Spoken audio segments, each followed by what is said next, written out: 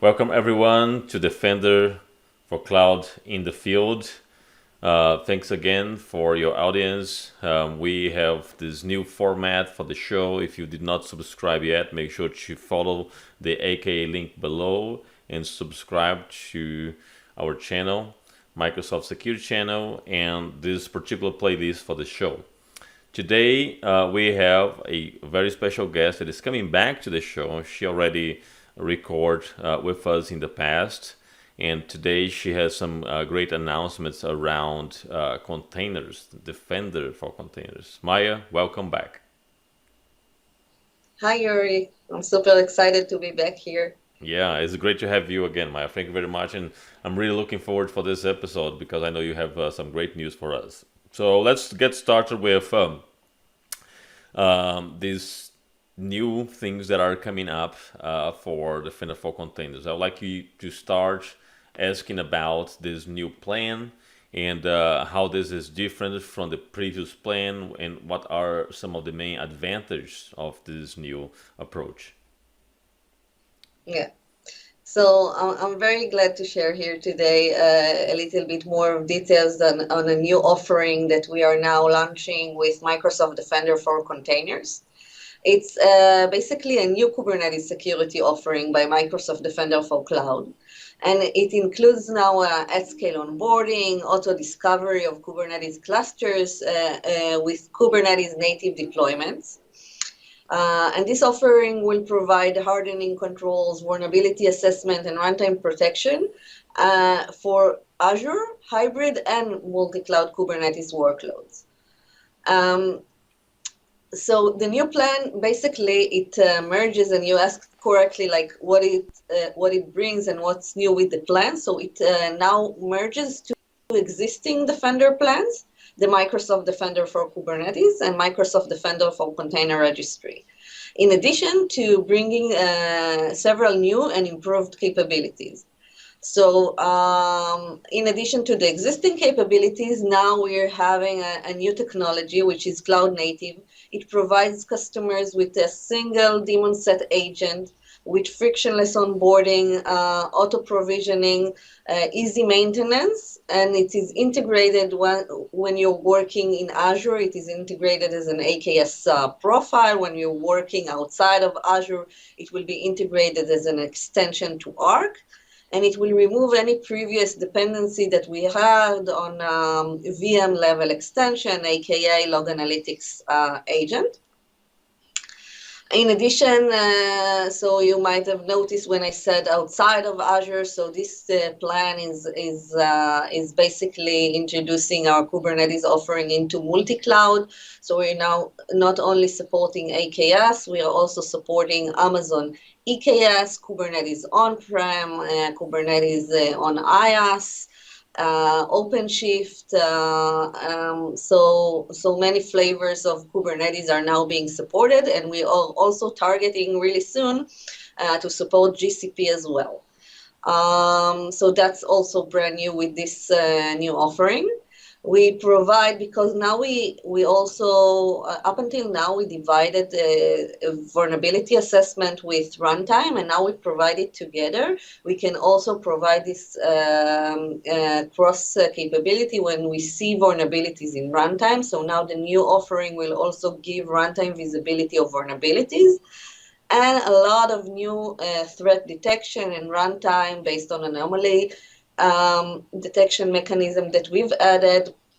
We're now looking at much more node level signals such as processes, pods, services, and we are introducing over 50 new threat detection alerts, including fileless detection alerts. So brand new capabilities. Wow. In addition to the existing ones, all under one new bundle, which is called Microsoft Defender for Containers. Wow, this is amazing. A lot of new things. Is it fair to say that at this point we don't need to have Defender for Server enabled in order to have host level protection? Because I know that in the previous plan, we had this requirement to have Defender for Server enabled in order to provide host protection. Yeah, that's a very good point, Yuri. So, yeah, from now on, threat protection for the host is provided by the new daemon set agent and is included as part of Microsoft Defender for containers. So we're now not, it's not, you're not mandated also to onboard to Defender for servers. If you want server-specific capabilities such as JIT, that's something you can onboard to servers, but the host protection is provided, by the Defender for Containers new plan. That's absolutely fantastic news. Do we still need to have log analytics agent installed, or the onboarding process is going to be different? It will not require that anymore. Yeah, so onboarding process will not require log analytics agent because the log analytics agent is a VM level extension, and now we are moving to be completely cloud native, and we're gonna have a single agent per cluster, a daemon set,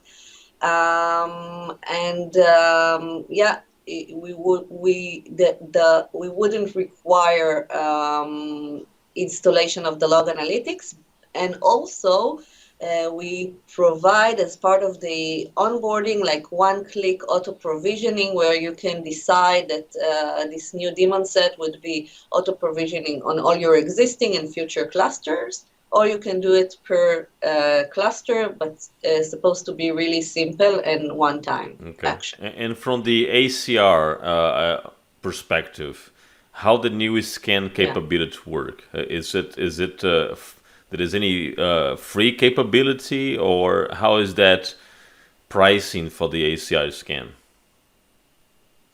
That's a very good point, because we did kind of change also the business model, because up until now we had two plans. One was based on core as a billing unit, and the other was based on image scan. So now we're basing everything on core, and image is included.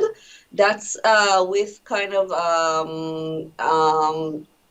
a remark that we are limiting the amount of image scans per number of cores you are using. So it's based on consumption. As long as you're consuming Kubernetes cluster, you can scan images, and there's a free 20 image cup per core, but it was calculated as such that, you know, the regular user or the majority of customers should have image scan capabilities included as part of the plan, and will be charged based on core consumption. Wow, this is a very interesting new approach.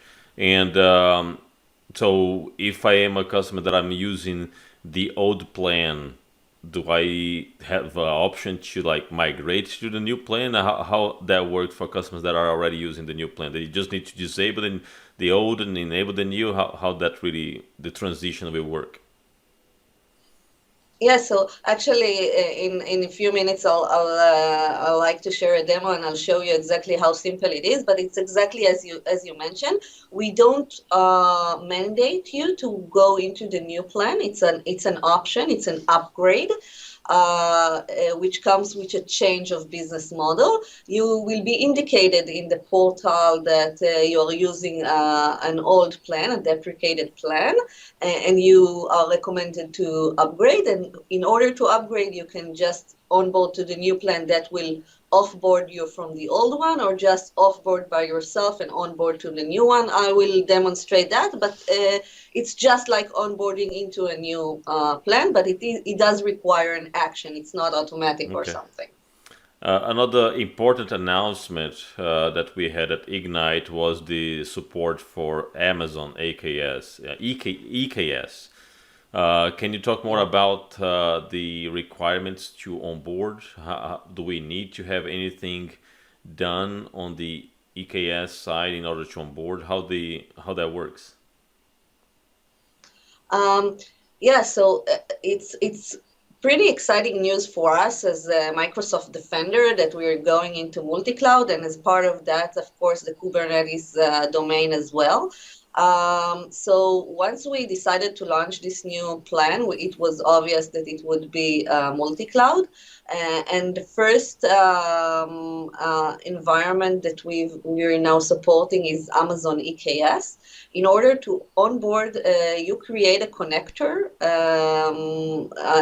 from Microsoft Defender, a connector from your AWS account into Microsoft Defender. And as part of the onboarding process, you can just decide if you want to use the containers offering or not. It is, by the way, default on. And if you leave it as on, or if you choose to turn it on, what you'll get is that from that point on, each new EKS cluster, which is Elastic Kubernetes Service Cluster, will be discovered by Microsoft Defender for Containers, and we will be protecting it. We have also there an capability where we take audit logs from your EKS cluster, we enable them, and we then stream them into our backend, and we analyze them from runtime threat detection. We also have our daemon set agent, which I mentioned, that needs to be installed on a per cluster basis on your EKS cluster, and we have a quick fix recommendation for that. I can show all of that during the demo, but it's super excited, and I invite everyone on this call kind of to try it out, your EKS cluster, and to see how you get the same value across, like one unified place where you can see both your on-prem EKS and AKS cluster under one portal. Yeah, this is exciting news for sure, Maya. In talking about threat detection, since you mentioned that, we have some improvements on the behavior analytics in anomaly detection of node level signals. Can you explain more details about these changes? Yeah, so basically now that we are we have a cluster presence, we collect much more node level information, things like processes, the inventory of the cluster, and then we generate alerts which are much more comprehensive. So each alert, threat detection alerts, that even the alerts that we had up until now are now being enriched with the context of the Kubernetes, which is the host, what pod is running, what container, where is the image originated from, what is the namespace of a lot of information for the operation persona that can investigate and get more clarity into the context of the risk and where it is being taking place. In addition, we have added fileless detection alerts, so a new type of threat detection alerts. We've added a new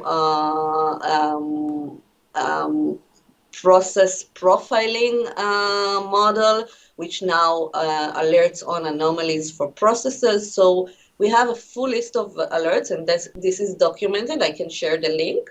And you can review the new and exciting new threat coverage that we have, but it's really about giving you the full protection for your runtime Kubernetes. Awesome. Well, I think that is all great news. It's time for us to jump into the demo so you can show some of those cool stuff. So let's alternate here for the demo real quick. Okay. So here I'd like to demo you the new capabilities, but first I want to show you how you get to know whether you are onboarded to the new containers plan, or whether you're onboarded to the old Kubernetes or container registry and you want to upgrade. So here, for example, I'm going to the environment and settings, and I'm choosing my own subscription. And I have a little mark here saying that I'm using now two plans that are already deprecated. Those are the existing container registry and Kubernetes service plan. And if I want to upgrade, that will take me to the pricing page. That's the same page you will see if you go directly to the pricing page. Now you have a new plan here, containers, and the existing one, which I'm already onboarded to, are marked as update required. Now I'm just turning on the new plan, and that's automatically turns off the old one. So this is from onboarding perspective. And actually, when I'm turning on the plan, this will enable auto provisioning automatically, which is very cool. You don't need to do anything. This will, by default, install the daemon set on your clusters. If you want to change that configuration, you can go into the auto provisioning and adjust that. You now have a new line for Microsoft Defender for Container Solution, and you can decide whether you want to auto provisioning it or not. Okay, now moving on to some of the capabilities that I wanted to share with you today. So first of all, if we go into inventory, we can see that when I'm filtering to resource type, I can see now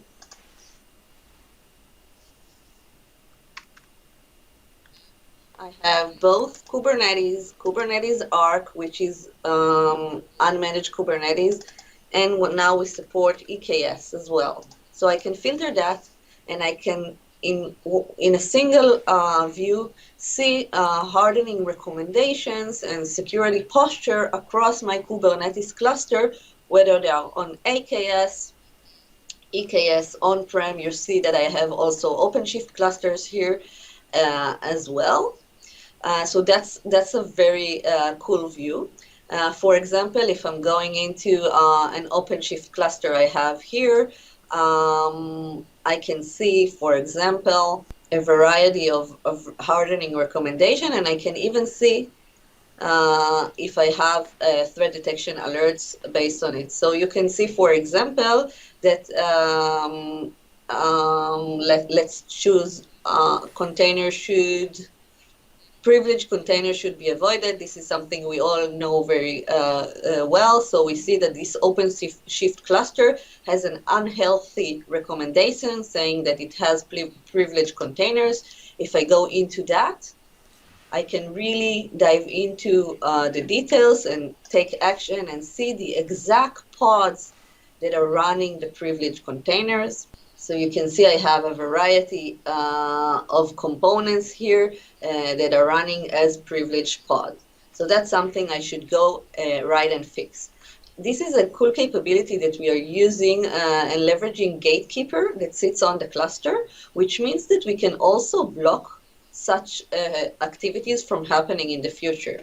Meaning we can press deny and decide that in the future, I don't want to allow any privileged containers to be deployed on this specific cluster or in this specific scope. So I can choose here the scope, and then when I press on the change to deny, that will change the policy that from now on privileged containers are not allowed to be deployed. So that's a very powerful capability, and we have that across many of our recommendations in container workloads, where we can both audit and also block deployment of containers or of workload based on your own organization policy. Another thing that you can see from this view is also the security alerts that I have for this specific OpenShift cluster. And those are being categorized by the migrate attack, and we have a lot of details, and I'll dive into a little bit more in the alert section, but I just wanted to give you a view where you can see per resource across your Kubernetes cluster its state. Now, if we want to see like specific, if we took, for example, the privileged containers, so we can also look at it from a pivot of recommendation, like check this recommendation and see what other resources are also violating the same best practice. Privileged container should be avoided. And now, when we go into this recommendation, again, we can see different types of cluster, whether they are in AKS or in ARC or in EKS, and we can check to see if those are violating and specifically which are the unhealthy components or which are the pods that are deployed and are violating this policy. Another thing I wanted to quickly run by you is the security alerts. So as mentioned, we've done a lot to enhance our runtime threat detection capabilities. And then if you go specifically to security alerts, you can, of course, filter again by the resource type. If you're interested only in Kubernetes, as am I, you would filter by resource type and you would type Kubernetes service or ARC, and we can also filter for EKS. As we mentioned, we have EKS clusters. I might not be filtered on a subscription with an EKS cluster.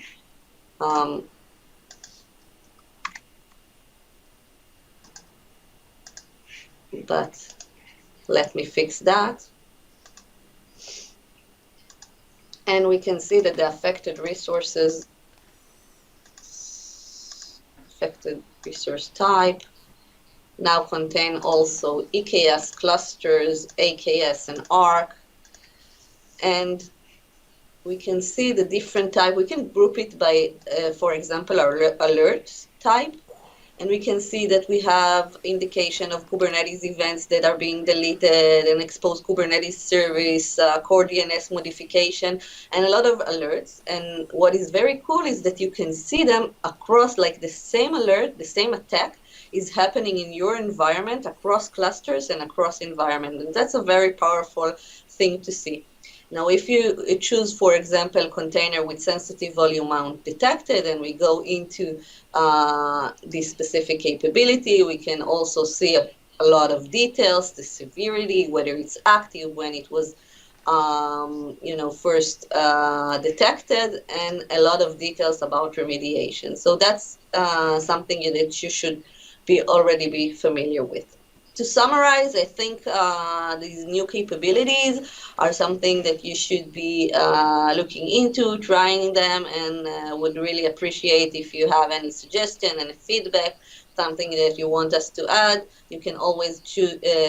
You can always use the give feedback and reach out to us, and we'll be happy to Yeah, improve. that was really good, Maya. I really like the integration with Gatekeep, the way that the new onboarding allows you to easily use the auto provisioning. So a lot of great things. Great to see the investment on threat detection as well. So as you said, make sure that y'all try the capability and provide the feedback. You always can provide the feedback in the tool itself. There is a button to provide feedback, or you can use the user voice. I'm going to put the link for the user voice here, the AKA link for the user voice, and you can also use that. All right, with that, Maya, do you have any final consideration to share, or are we good for now?